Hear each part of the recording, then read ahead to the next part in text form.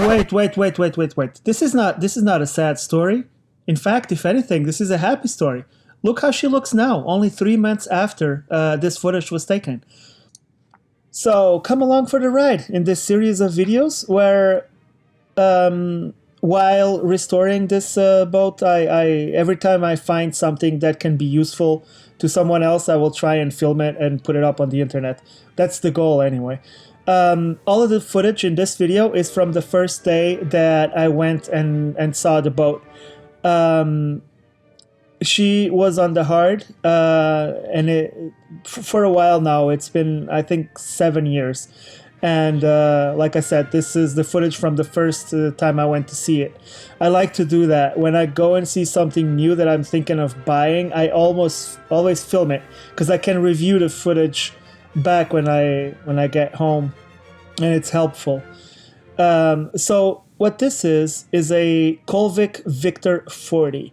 This is a very hardy blue water vessel, very heavy.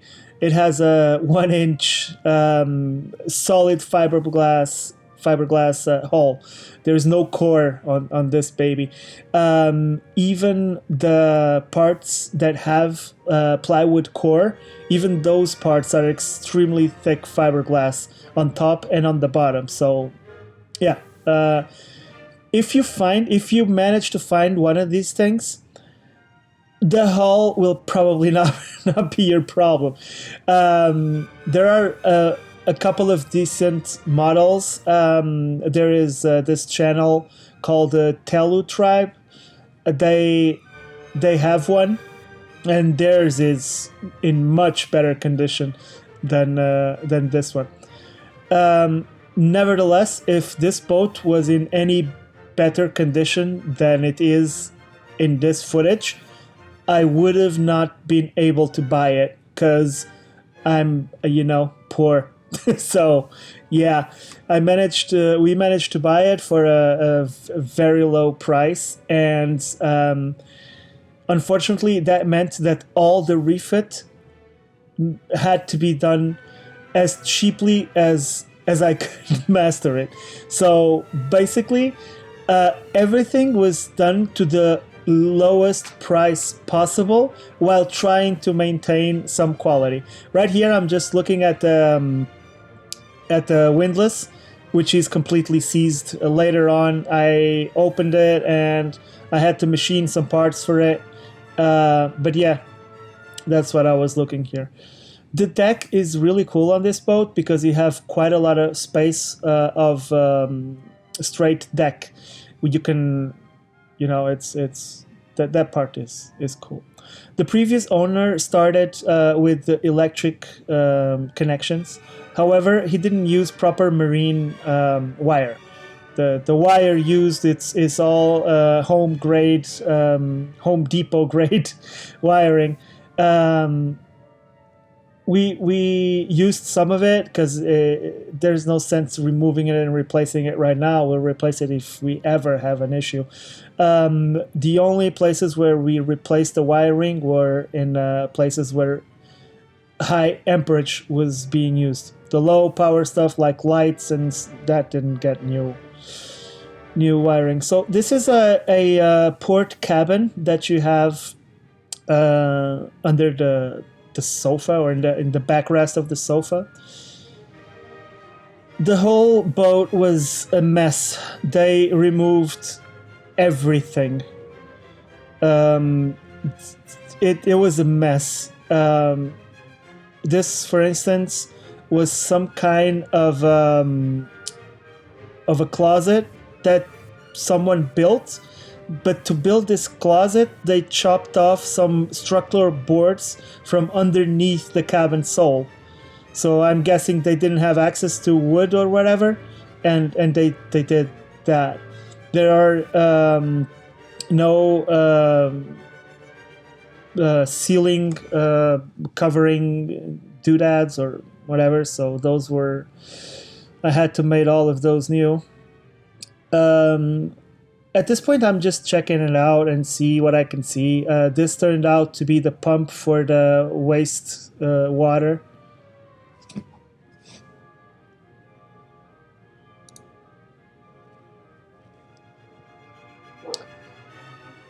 Yeah, all the parts in the boat are in fairly bad shape because it was at some point um, the boat didn't have any batteries and the rain got in, so it was basically flooded. The engine was flooded. All the wood, it was knee high. The water was knee high, and all of the wood got really moldy, as you can see here. All these white spots. This is mold, and most of the wood was very swollen. However, it was not rotten. It was swollen but not rotten. So, yeah. So the previous owner took out the batteries or never put them back in, and he didn't leave any opening on the bottom of the boat so that the water could escape. And then they left, and they left some port lights open, and yeah, water just kept coming in. They left the boat, I think, for about a year. They didn't care about it, and when they came back, it was flooded. So that's again another reason why we got to get the boat at such a low price. Maybe I'm saying low price, and maybe you will not agree with me. Maybe you wouldn't touch it, even if it was like €1 or something, or $1. But yeah, the thing is, once the job is done, once the refit is done, this is a very desirable blue water vessel. So there's that. Here I'm trying to open the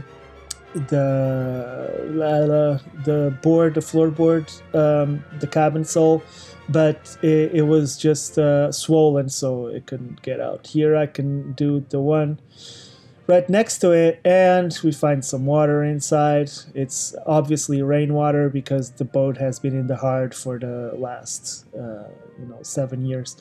The one right next to it is dry.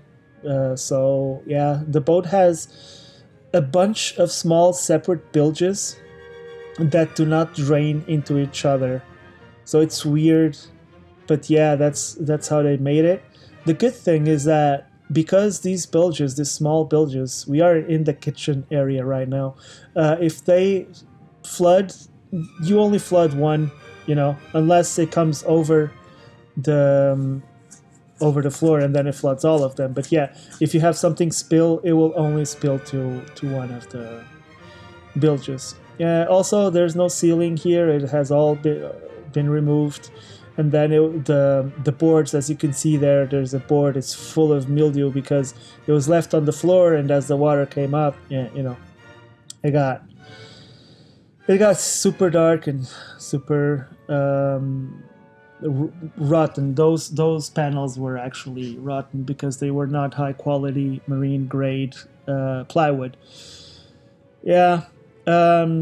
So these batteries are supposed to be new. There were 4 of them. In the end, I managed to save 3. One of them wasn't working.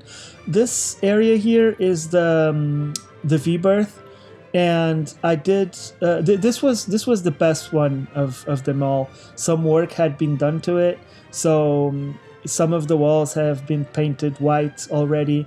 There is some insulation on the wall, and underneath the V-berth. It was painted with bilge paint, some gray bilge paint.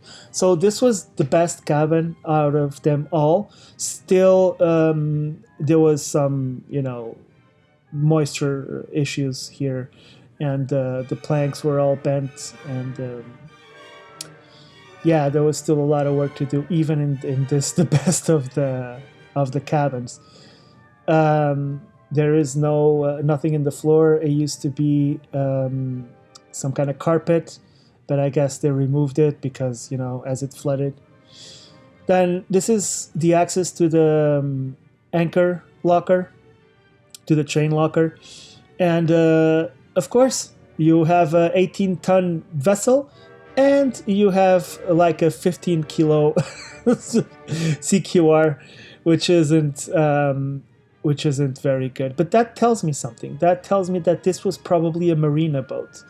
Because if you're anchoring a lot, that's not going to be your primary anchor. But there it was.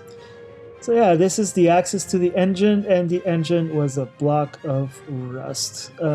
This is a Thornycroft, a T154, if I'm not mistaken. It had a lot of problems with it, but in the end, now it's running really smoothly. It sounds really good. It had 1,500 hours in it, and it seemed like it was fairly well maintained. In the back, it's coupled to a velvet drive hydraulic gearbox or direction box, whatever you want to call it, which costs 8 grand. Of course, it was full of water, and the seals were dead. But in a future episode, I don't do episodes. In a future video, you will be able to see the dismantling of the gearbox and reassembly, and she's now awesome. I never had a boat with well, actually this is only my second boat, but I've never been on a boat with a hydraulic gearbox. Dude, it is velvet smooth. So yeah, there's that. And here we are looking at this is the pump that you use to remove the oil before you do an oil change. Unfortunately, it's removing the water from inside the engine because the engine was flooded. It was underwater for a long time, so it was full of water. Like I said, don't worry, I managed to fix the engine. But yeah, it was a lot of work. This is in the aft bathroom. I'm just checking things out, and there's a bathroom underneath all of that crap over there. And again, there is a standing water. This is a small bilge again. Each small bilge had some water collected in it. One of the best parts of this boat, this specific model, is the aft cabin. This cabin is awesome. You can access it through the bathroom to the port side, or you have another door on the starboard side. So, and you have a square bed, which with the fairly standard dimension. So yeah, so it's cool. It's a really, for the size of the boat, which is 42 feet. Despite being called a 40, it's a little bit bigger. It's a great aft cabin, which also means that the layout on top, in spite having a pilot house, you also have center cockpit. You are not the cockpit is not in the back of the boat. Once again, in future videos, you will be able to see this. There was a lot of standing water underneath what's supposedly underneath the bed, which, well, it's not really a bed right now, but yeah. Anyway, the wood was again very moist, and yeah, I was just checking, and there you go. That's full of water. Most of the bilge paint has not been applied yet. I wanted to fix the things that needed to actually be fixed so that the boat could sail, so I could sail it closer to home and then continue the work while at anchor, while the wife goes to the beach and has fun with the kids. One stays at the boat and, varnishes whatever needs varnishing, or paints the bilges, or fixes whatever. Yeah, as you can see, all the wood here had some issues and a lot of mildew. It will all be fixed with time and effort. So, yeah, this is about it. This is the footage I have from that day, from the first seeing of the boat. After this, we decided to buy it and start working on it. Like I said, spoiler alert, it took me about 3 months to get her clean and paint most of it, and we had a dehumidifier going on almost 24/7. The mast had to be put up because she was missing the mast. It had to be re-rigged. All the running rigging is new. Sails were also taken care of. So there was a lot of work that went into it. Basically, working on the boat was all I did for 3 months, since the sunrise until way late into the evening. Yeah, but it was all worth it. We're sailing. So that's it. That's it for this video. If you want to help, watch another video. That's it. And come back whenever you want to. Cheers.